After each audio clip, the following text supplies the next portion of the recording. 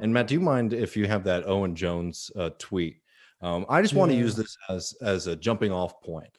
Not particularly like I have my very serious criticisms of Owen Jones and his writing, and some of his political perspectives, but I really don't want to go into flame war with anybody. I just want to use this as a jumping off point, so that we can understand a pretty popular line of thinking that we're getting not just from folks like Owen Jones, but from op-ed writers in the New York Times. Owen Jones says here, when the Biden-Sanders Unity Task Force was established last year to develop a radical policy program for the Democrats, many of us feared it would be ignored, but it hasn't been. The U.S. left has shifted the Democrats, and unlike here, they're treated as partners, not enemies. And he made a big deal to make sure that people weren't missing the second point of his tweet here, where he says, that isn't to say that there aren't huge problems with the Biden administration or to claim its domestic policies are anywhere near radical enough. And that's without even discussing foreign policy. It is to say the U.S. left has won certain gains that should be built upon. The point that we're trying to make here, I'm just going to say up front, is not to demoralize people, but it's so that we don't make these mistakes, because this is a very popular line, not just from people like Owen Jones who are on the left and want to see a more radical and more egalitarian future. This is a line that we're also seeing from people in the New York Times and the Washington Post. This idea that essentially Biden is dropping the language and even the personas of the left, but it's enacting radical left-wing policies, right? I'm sorry to say to y'all, this is not the case. As Jones pointed, we're not even including foreign policy, but it has to be noted, Biden is not showing up when it comes to the border or on pipelines. And one thing that we've been seeing in this very early stages of the Biden administration is saying one thing and doing another.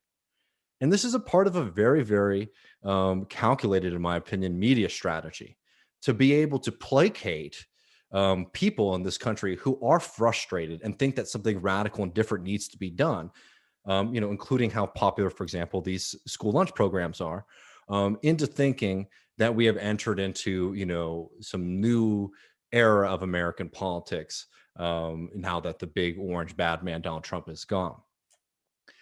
I think, some good examples of this are to look at what's going on right now with Biden's climate change plan.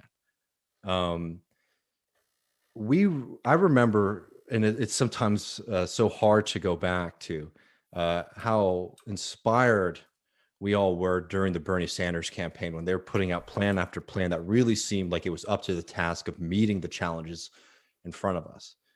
And we're seeing these big ticket plans from Biden that might be exciting if you're going on to this kind of like paradigm, like, oh, well, now the United States is willing to spend more on like big social programs or big transformative programs than it was in the past.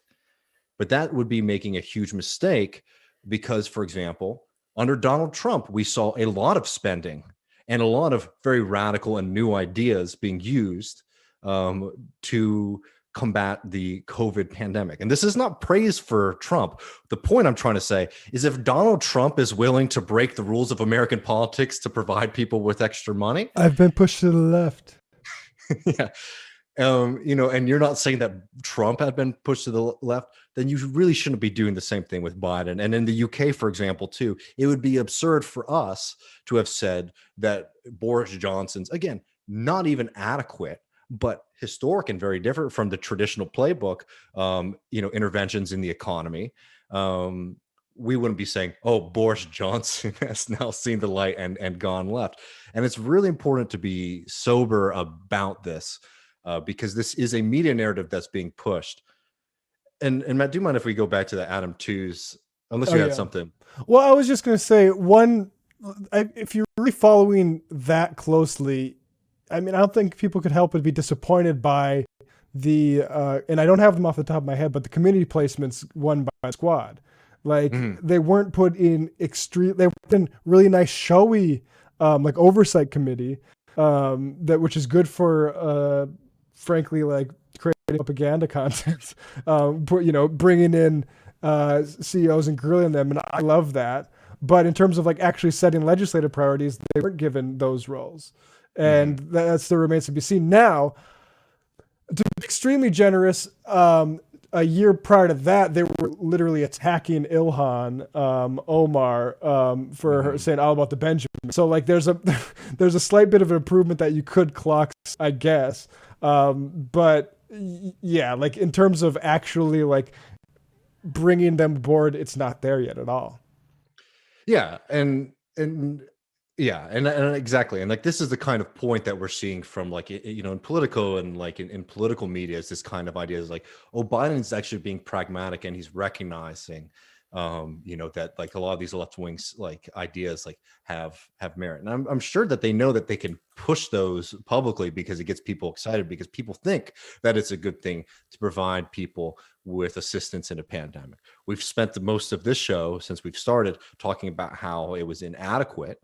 But these are policies that people generally, except for the most insane corporate whores out there, understand are good for working folks, good for everybody.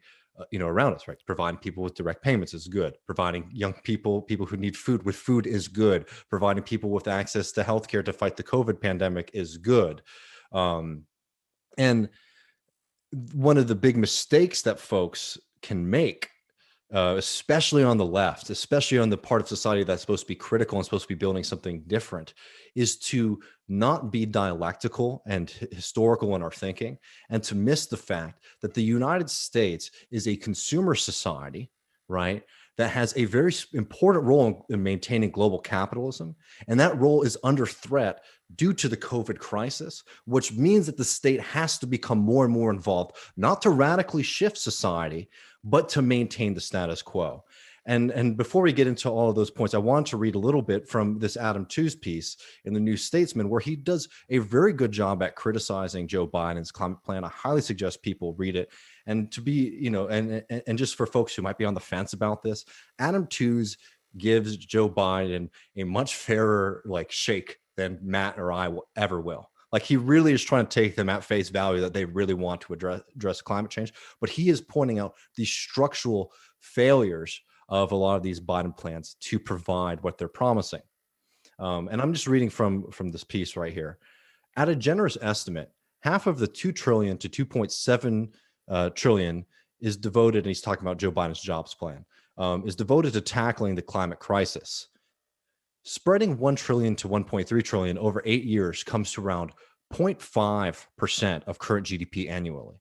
That is far short of any reasonable estimate of the investment needed for decarbonization. The Bernie Sanders camp, backed by the writer and activist Bill McKibben, 350 org campaign, wanted 16.3 trillion.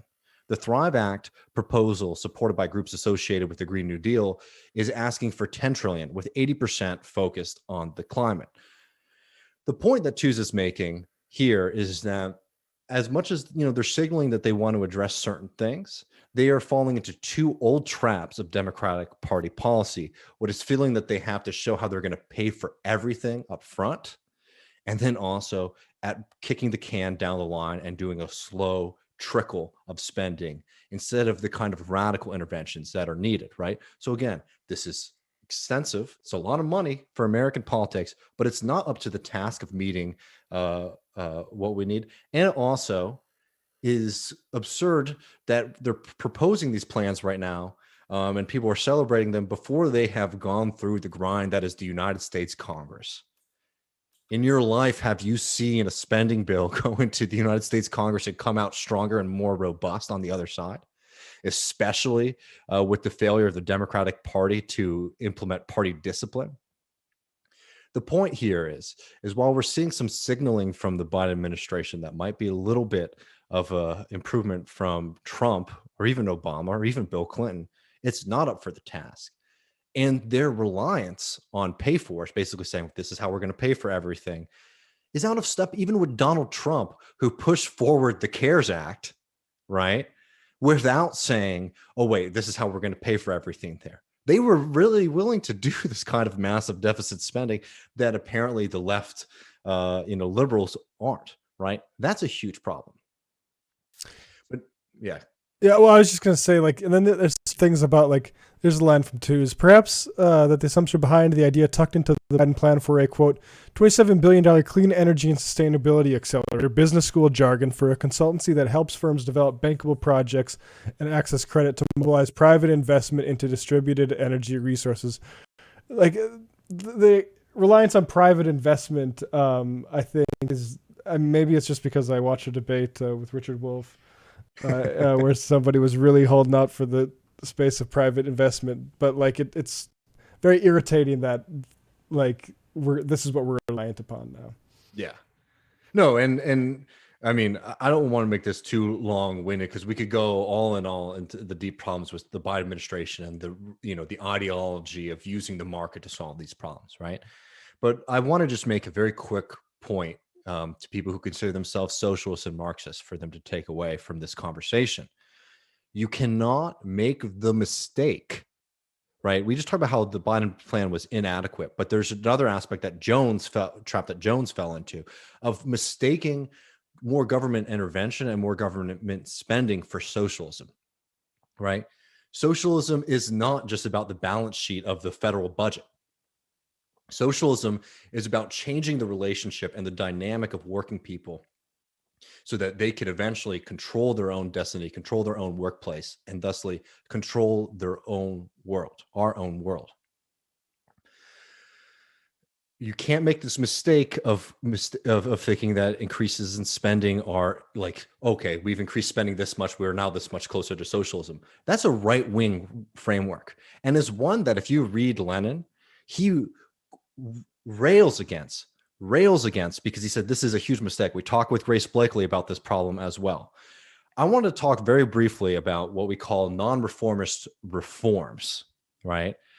People get very worked up about concepts of electoralism and things like that, which I think sort of misses the fundamental debates about what left social strategy has to be, right? What is a non-reformist reform? When we're doing these post-mortems of what happened in Bessemer, Alabama, when they went and they interviewed workers, one of the fundamental things that working class people said why they were afraid of engaging with the union was they were afraid of retaliation, particularly retaliation against their access to healthcare. They didn't want to lose their health insurance. The bosses in this American system control people's access to go to a doctor. An evil system that that ties your life to appeasing those at the top of society, right? Eradicating that relationship allows people to have more freedom to fight on the workplace, on the level of the workplace, to fight in unions. It takes away a very powerful tool that the capitalist class has to implement discipline against working people who are trying to demand something different. We talk a lot about Leo Panitch a lot here on the show when we talk about non-reformist reforms, but because it's Lenin's birthday, I figured we should read a little bit of Lenin on this. And this is from a text. Is it up for everybody, Matt? Yep, it is. From 1913, Lenin, Marxism and Reformism. And I'm just going to read the opening paragraph here, right? Because this is going to hit at two different camps. Because one thing I will never do is try to make Lenin into some kind of squishy liberal. Like, don't think I will ever do that. But people need to understand both sides of this point that Lenin's making here. Unlike the anarchists, the Marxists recognize struggle for reforms, in essence, for measures that improve the conditions of the working people without destroying the power of the ruling class. At the same time, however, the Marxists wage a most resolute struggle against the reformists who directly or indirectly restrict the aims and activities of the working class to the winning of reforms.